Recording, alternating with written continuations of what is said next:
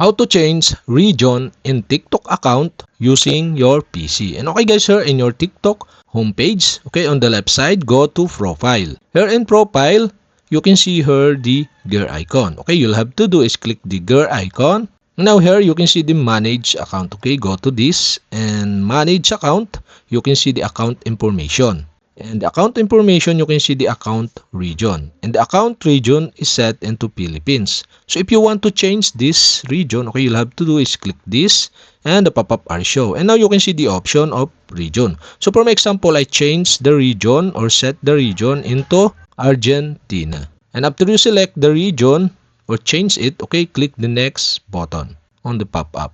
And another, so cannot update your region. So to update account region, you need to meet the following requirements. You recently used TikTok in Argentina for at least 60 days. So if this happened, okay, you cannot change your region. Okay, you'll have to just click the OK button. So if you want to change this, you need to use TikTok in selected country or region in 60 days. And okay guys, that's it. And if you have a question, kindly comment below. And don't forget to hit the subscribe button and the bell to notify you if I have new video. Okay, thanks for watching.